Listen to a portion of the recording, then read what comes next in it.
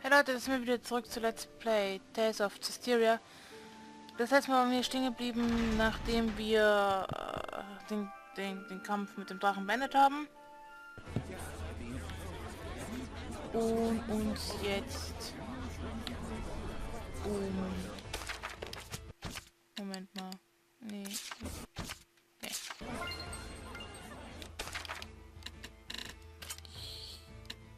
Ich habe gerade echt ein Problem, und zwar...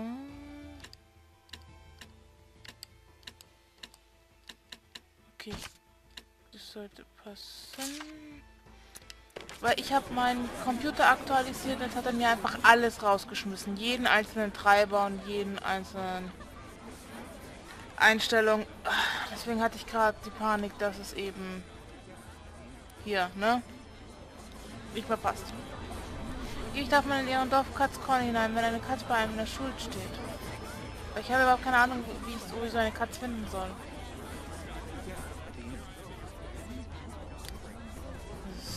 Okay, ist sie da hier drin im Heiligtum? Oder ist im Ritterturm? Nein, im Heiligtum. That should do it for now. Yes, thank you for all your help. Aw, it's over already? The first meet and greet, I've received an invitation to Pendrago Castle. By yourself? In exchange, His Imperial Majesty of Rollins will allow me to meet for direct negotiations. Not bad for a bottom-rung princess, huh? We are comrades who battled the dragon together. The Empire will have the decency to acknowledge that. Neat.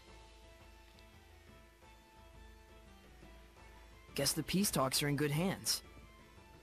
And here I thought the war would be dragging on and on. Oh no, that was a pretty good one! I'm jealous. Is it a competition?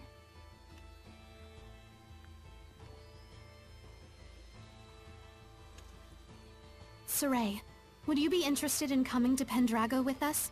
You're a key figure in bringing our two nations together. Thanks. But that's a dream that you should be the one to fulfill. I suppose. Best to you on your journey. You too, Alicia. Sergei. Not to mention our plastered buddy out there.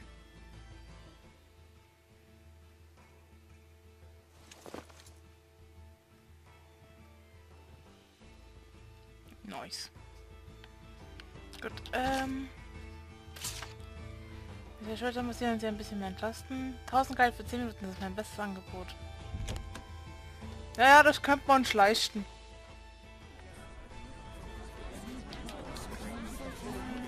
Ja.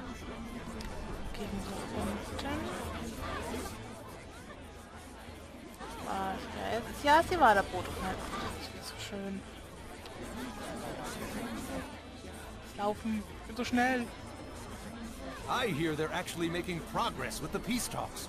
That Princess Alicia is a godsend. She sure is. If only a certain layabout would follow her example. My doggie's happy too. She hates war. You and me both, puppy. You and me both. Hey, bud. You up for a drink? Anything to get out of this armor.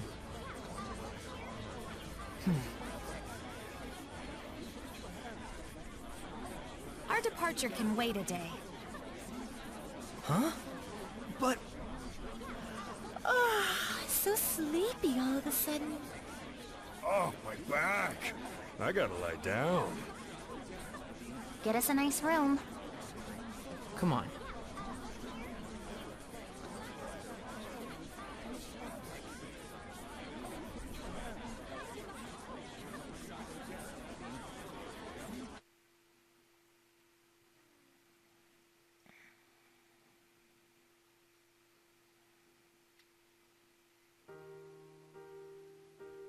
Thanks, Lila, for hanging out with me.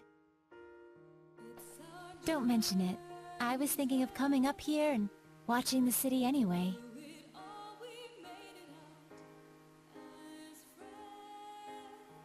So this is where Sorey's guidance has led us. Indeed. I'm sure he is doing much the same, watching them and thinking about how far we've come.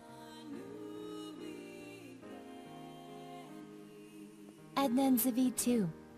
After our long journey with the shepherd, I imagine they're using this time to reflect on their past and perhaps their future.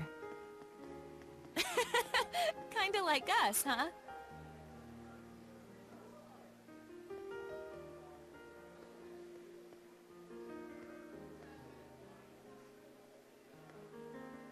Well, well. Edna coming to see me? Should I be scanning the skies for pigs? I want you to tell me, why were you killing Hellions? Where'd this come from? And why now? Is it to save them? Did you make up your mind that it's something you have to do in order to save them, like Sorey did? Oh, I get it. You still haven't quite wrapped your head around the idea of death as a form of salvation. And so every time you put it into words, it's been to convince yourself.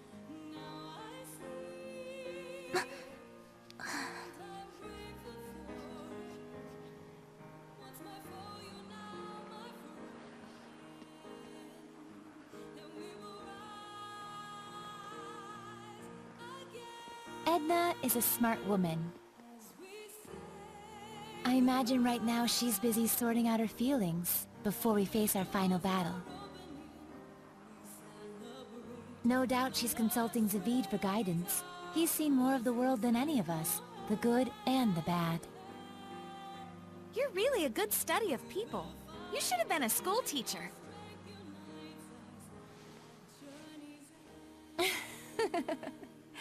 Oh, but Rose, you had something you wanted to ask me, didn't you?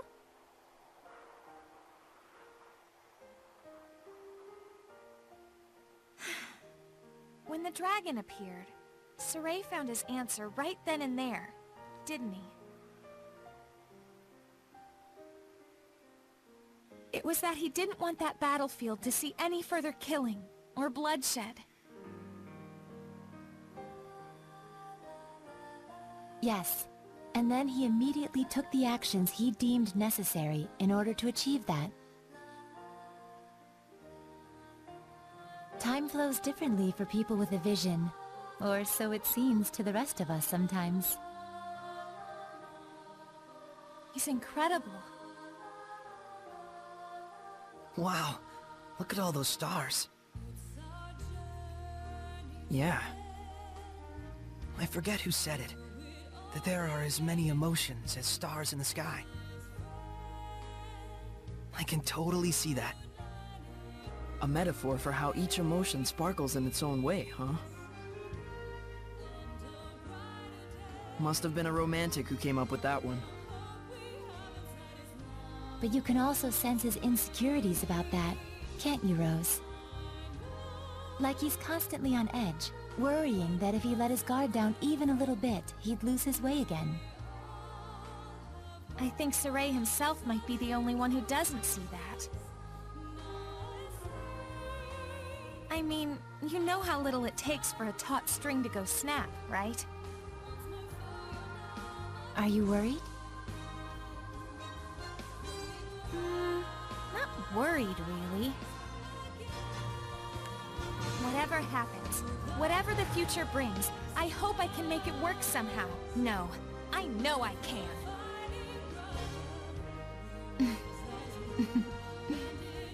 So that's your answer.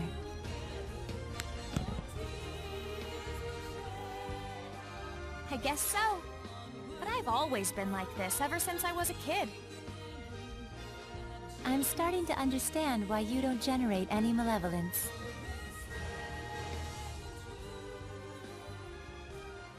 So I want everyone not to worry, and to just go do what they need to do. Pow! But I don't mean like, see ya, have fun, I'll be over here. I promise I'm with the rest of you guys for the long haul.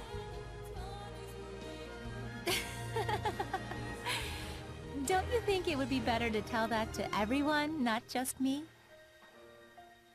After all, I'm sure Edna and Zavid would take no small amount of inspiration from it. I don't know, it'd be weird to walk up to them and be like, I am here, we are friends. Probably true. Sheesh, you women folks sure are complicated. But then, that's part of the appeal. Are you just stupid? Yep, big old stupid head. The type who can't do anything but believe in the one way he's found to get stuff done. What makes you believe in it?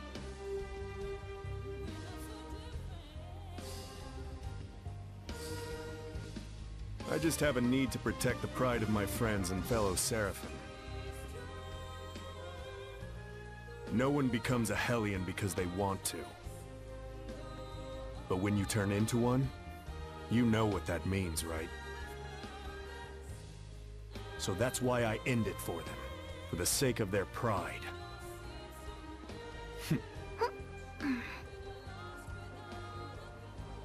And you think that saves them? Who knows? That's something they get to ponder after death, in their own personal afterlife. Huh. How gallant of you. So that must be what makes you so...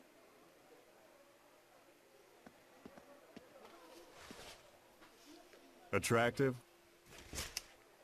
Ow! Hey!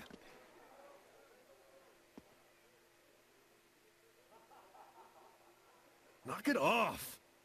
Don't you all have one more thing you need to brace yourselves for?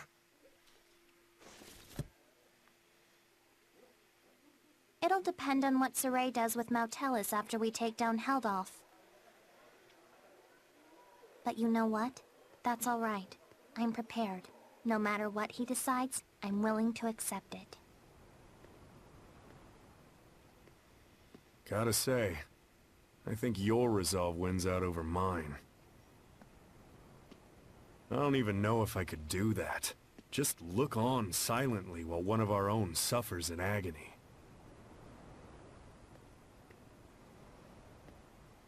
Well, I wouldn't worry too much about that. We're all in this together till the very end.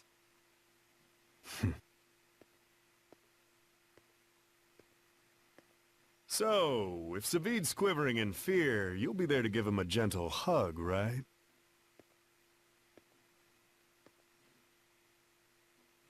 Gross.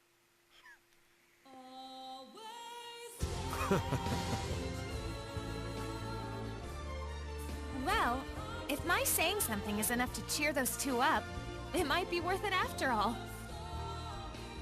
It's enough to have someone to lend you a kind word. After all, that's what friends and comrades are for. But Rose, if you don't mind, may I ask what prompted you to bring all this up?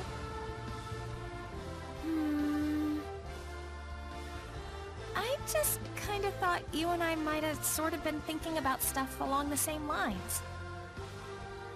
I just wanted to tell you, you don't have to carry it all by yourself. Huh? What? Did I say something funny? Huh? The two of us really are more alike than we realize. We commit to things, we decide on what role we're gonna play, without really consulting with anyone else. Oh, now that you mention it... So that's why I felt like we might be sharing the same thoughts. We're the same, independent women.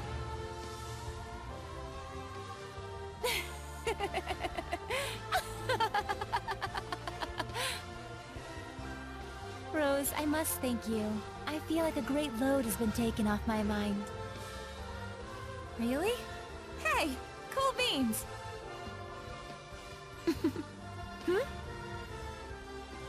I'm profoundly grateful to whatever twist of fate brought us together. a drama queen, Lila. Aw, Rose! Alright, come on. We got some friends to go cheer up.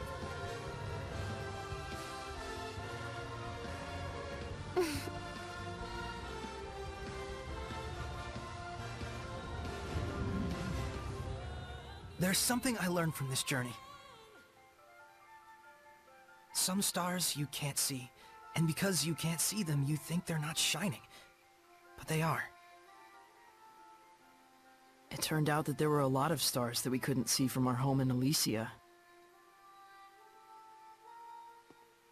Once people notice the stars, they start to understand just how brilliantly they shine. Just like how Alicia finally got a sense of what Seraphim were truly like the first time she heard your voices. That was a trip. You should have seen your face.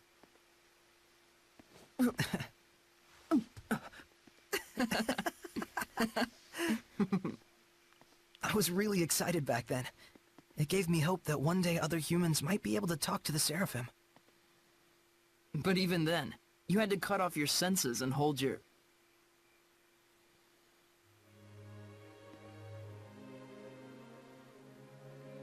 Oh, I see. You were actually contemplating what you'll do after the last battle. Yeah. If I let myself become a vessel for Martellus, and shut off all my senses, we might be able to spread that power throughout the entire continent of Glenwood. If it works, and that's a big if, the Squire ought to be able to wield power like mine, even if she doesn't possess natural ability on par with a shepherd. So long as you entrusted all of your senses to the Squire, it's not out of the question. And we might be able to grow the ranks of squires who could help us. Just think of Alicia. It's arguably a more constructive approach than just waiting for another shepherd to appear. Exactly. But you understand the implications, don't you? Yeah. Until the Squires can quell enough of the Earth's malevolence to let Martellus's natural purification take over, I would need to wait and sleep. By bonding with Martellus, you'll be abandoned in time. It could take years. It could take centuries. And even if humans appear who can see and talk to Seraphim, there's no guarantee they'll choose the path of coexistence. I believe in them. What about your dream? Weren't you going to go off exploring ruins around the world? My dream will live on, so long as I don't forget.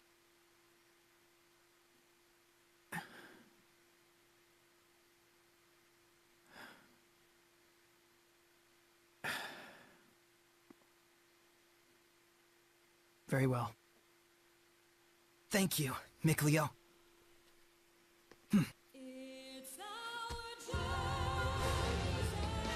You're like prototypically stupid. It's not so much that guys are stupid. It's just that the ladies are too smart. What's that, your philosophy? Huh. Looks like the gang's all here. I suppose you were all listening to us then? Yes. I may not be Edna, but you really are... Totally... stupid.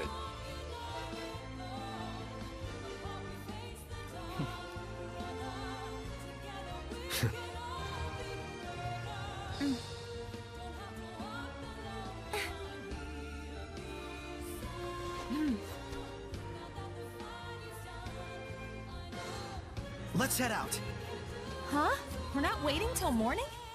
No farewells to Alicia or anyone? I'd like to set out under these stars tonight, so that every time I gaze up at the night sky, I can remember this very day. Guess we've got our own romantic right here. You think so? So what's up? Are we going? Yeah. To the last battle. Yeah. All right then. No doubts, no regrets.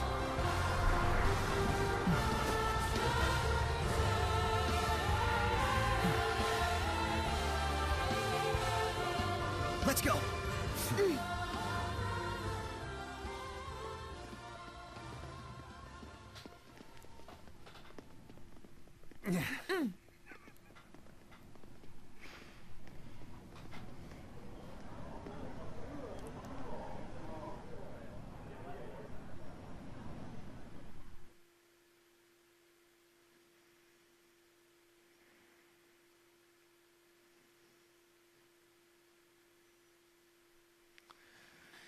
Es ist soweit.